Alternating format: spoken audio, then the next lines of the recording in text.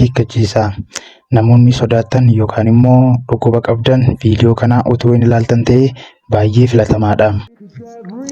Kabajamtootaaf hordoftoota chaanaalii Yaalee Oromoo, nagaan isiniif haa ta'u jechaa har'a seenaa baay'ee nama sodaachisuu fi biyyoota adda addaa keessatti seenaa galmaa'anii jiranii isiniif qabadhee dhufeera. Seenaa kana kan hiike ana Eebbaadha. Seenaan kunis seenaa taatee dhugaa addunyaa kanarratti yeroo baay'ee sodaachisuu fi yeroo baay'ee hamoo jedhaman irratti kan galmaa'edha. Seenaan kun seenaa dhugaa akkuma ta'ee jirutti ta'ee garuu immoo biyyoota adda addaa keessatti irra deddeebiidhaan ammallee kan mul'ataa jirudha. Yeroo baay'ee dhalli namaa hin dhalata, akkuma dhalatee hojii isaadhaan jireenya isaa utuma jiraatu jireenya baay'ee keessa erga darbeetii guddatee nama guddaa ta'a. Akkasuma erga guddatees seenaa taatee jireenya isaa keessatti wantoonni inni yaadne, wantoonni inni dhaga'ee hin beekne yeroo raawwatamantu jiru. Fakkeenyaaf xarapheezaa yookaan immoo teebiliin tokko ofiisaadhaan yeroo socho'u, wiilchariin ofiisaadhaan yeroo socho'u, akkasumallee mana yaalaa keessatti iddoo reeffi itti taa'u keessaa reeffi ofiisaadhaan banamee cufatu yookaan immoo reeffi ofiisaadhaan bahee adeemu taatee sakuriitti kaameraadhaan waraabame isiniif qabadhee dhufee taatee kana tokko hanga afuriidhaan isteeppiidhaan isiniif dhiyeessaa deemaa na hordofuun dagatiina. Taatee isa jalqabaa Amiitibaayil kan beekame seenaa Poortugeest balaa hamaa keessaa tokko kan yeroo dhugaa ta'eef yeroo jalqabaatiif galmeeffamedha. Hundeen isaa ta'ee balaa ulfaataa kan ta'e guyyoota 13 fulbaana bara 1974 yeroo Roonaald Dii Feeroo miseensota maatii isaa 6 ajjeesedha.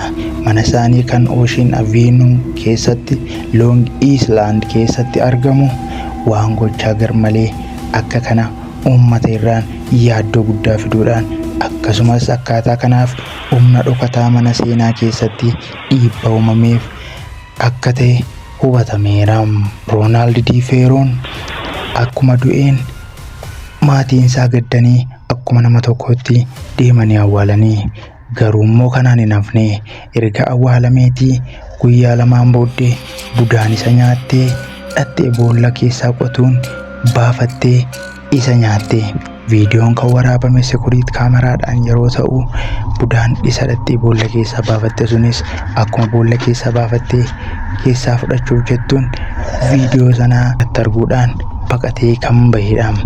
Kanaafuu taateewwan sodaachisuun akkasii biyyoota keenya keessattis haa ta'u biyyoota adda addaa keessatti irra deddeebiidhaan kan yeroo baay'ee mul'atanidha. Dhuguma gara keenya yoo deebinee ilaalle budaan akkasitti baafattee nama nyaattu jirti. Seenaa irraa hoo dhageessanii beektu?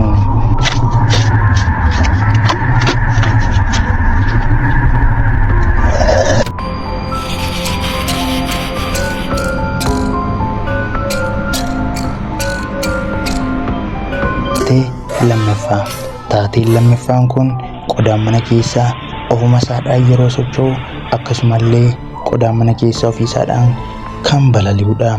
Akkamitti ta'uu danda'e?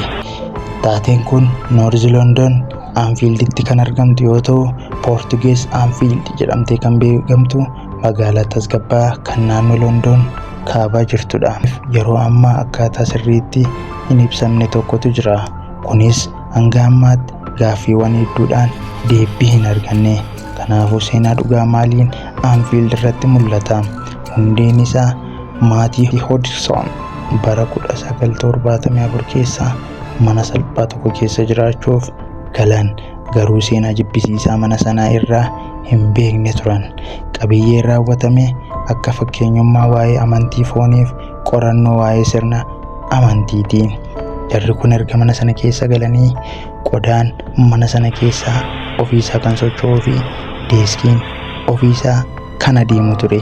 Kana sekuriit kaameraadhaan yeroo mana keessa deebanii ilaalan utuu namni tokko itti hin bu'in qodaan ofiisaadhaa iddoo tokko ka'ee iddoo garaagaraa deema.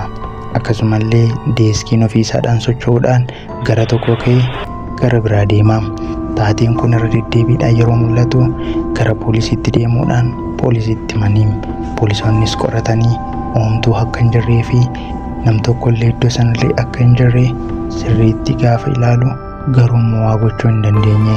Seenaa mana sanaa keessaa akkuma gara amantiidhaan ilaalamuun seexanoota jira jedhu. Erga sanaa mana sana gadhiisanii bahanii.